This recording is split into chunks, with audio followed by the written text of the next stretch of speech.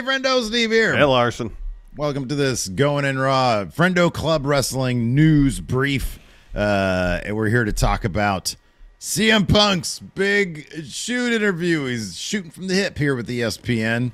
Well, it's not RF video, but it's ESPN. Of course, they dropped a big interview in advance of Collision. We'll be doing a live watch along of that coming up this Saturday, tomorrow.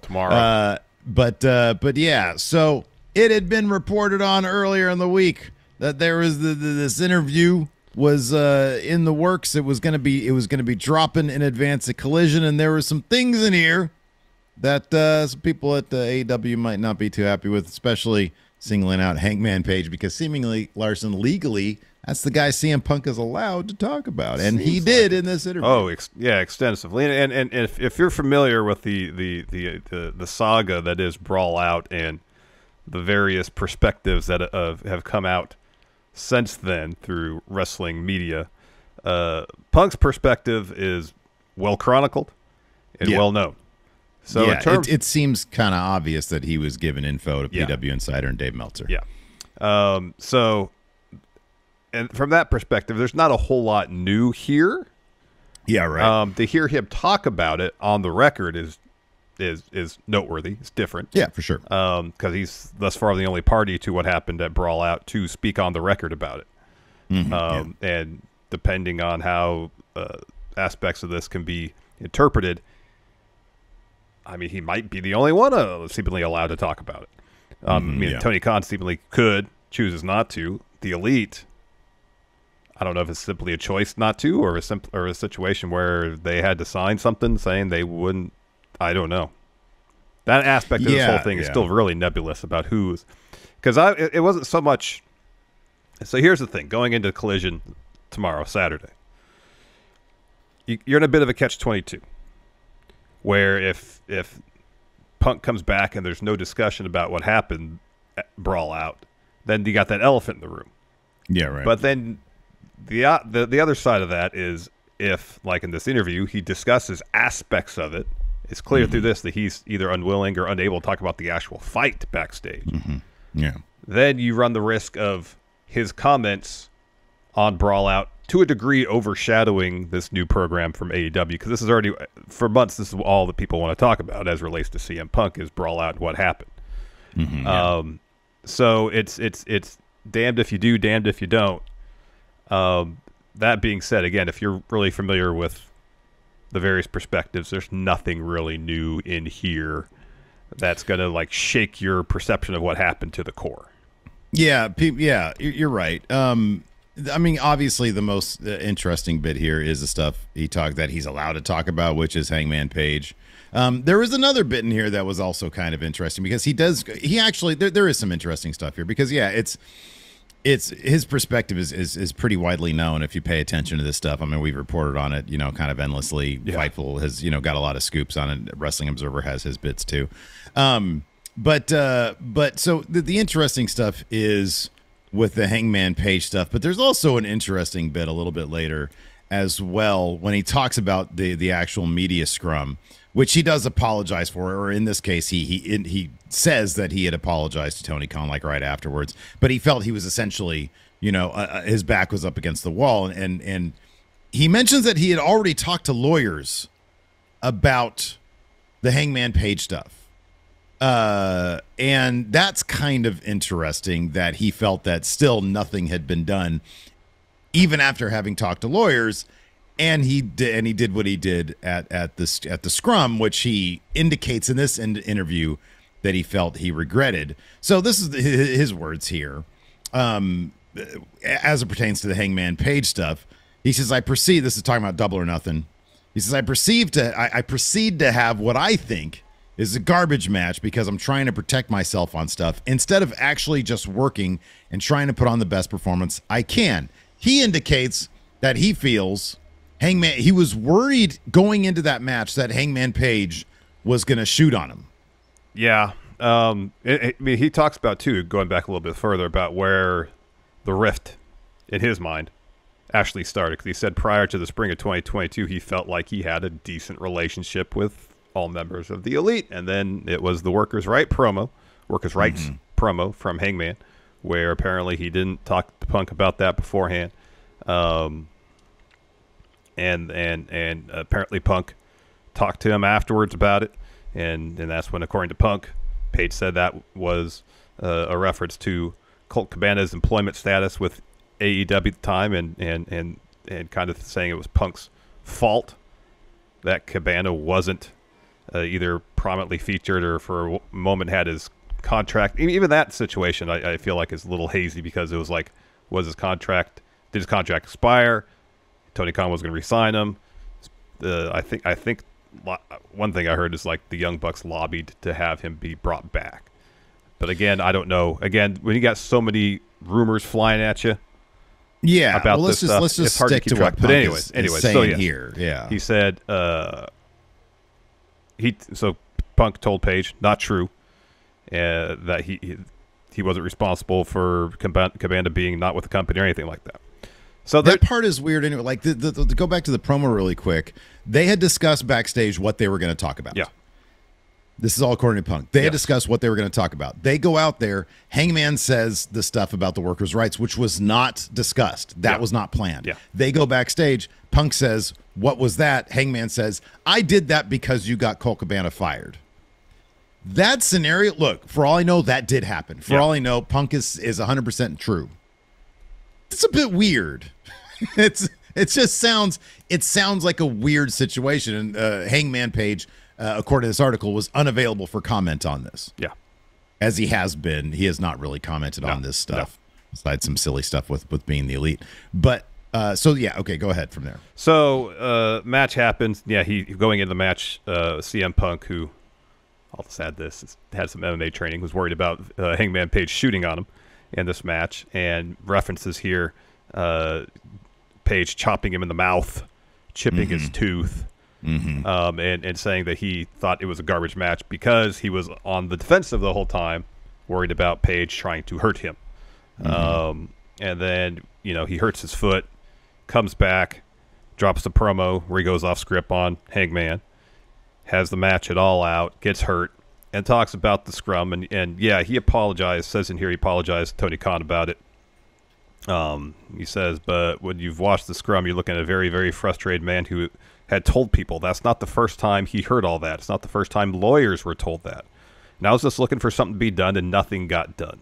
So if you want something done right, you got to do it yourself. And I just didn't approach it in the right manner, but the tension was high. I was very, very pissed. I pretty much knew that I just injured myself again. I was hurt and I was disappointed. Yeah, it's very easy for me to say I regret that, and I handled it the wrong way 100%. So if it's a situation where after the Page promo, if Punk brought that up, maybe even with lawyers involved, to Tony Khan, and Tony Khan didn't address it in a serious manner, again, it's a failure of leadership on Tony Khan's part. Well, this is also interesting, too. You're absolutely right. Going back just really quick to his comments about Hangman Page and the actual match, he says, it changes the dynamic. It poisoned everything for me, and it made it all really, really ugly, and that was what set all this off. And here we are over a year later, and shit ain't done, and ain't shit been done about it. Which says to me, one of two things. Number one, they're past it and they're going to revisit it, and that element of it is what they call a work. Or there's still some unresolved shit that needs to be resolved going into this collision. It's one of the two things. He's still hung up on Hangman Page. Here we are a year later and ain't shit been done about it. Or, and I hope to God this is the case, they have all gotten, or not all, but at least with the case of Hangman Page, this is something that they're going to revisit as part of the storyline, and this is an element of that, which I think would be a good move for the company. I do. I think that this is something that's spelled out publicly. It's on ESPN now. You got to make some money off it. If the Young Bucks aren't interested in revisiting this, that's not to say Hangman Page isn't interested in revisiting this, and maybe that's the direction they're going to go in, or this is still a fucking issue. Yeah. It's one of the two things, man. Yeah. No, I know. And given what we know, which is, again, from various perspectives and various sources, various sides of the story, until I see otherwise, I'm led to believe this is all just kind of festering stuff that hasn't been worked out. You know, like I'm with you on that one. I'm just hoping it's the other thing. Yeah. You know, did Punk expect or want Hangman to be punished in some capacity for that promo? To be suspended? To be fined? Is that what he means by that hasn't been dealt with yet? Or is it simply a situation where no one has sat down at a table with Tony Khan and tried to work out the issues? I don't know. I mean, obviously, it seems like Punk took great offense to that workers' rights line because he felt like it tarnished his reputation, perchance. You know? That's why he seemingly brought it up at the Brawl Out Scrum. He was tired of being blamed for something that he didn't think he did. Yeah. You know, and I get that. I've understood that from the get-go. Again, he says, did I handle this the right way? No. And you can make that argument for sure. I know we have. Yeah. Everything just seems like there's just a lot of unresolved issues. He says in here in this interview that he has tried to reach out to the elite. Mm-hmm. Yeah. To no avail. Yeah. You know, it's funny, too, because in this article... and this is a small note, but in this article it says eagle-eared fans would take the workers' rights stuff and be confused about it. You and I, look, I know we're a couple clowns, but like we dissect this stuff for a living. Mm-hmm.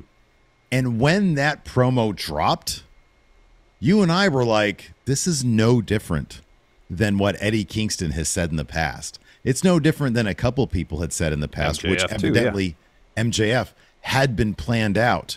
This was perfectly in line with what the Punk thing was in the past. So who is this, Mark Ramondi? Yeah.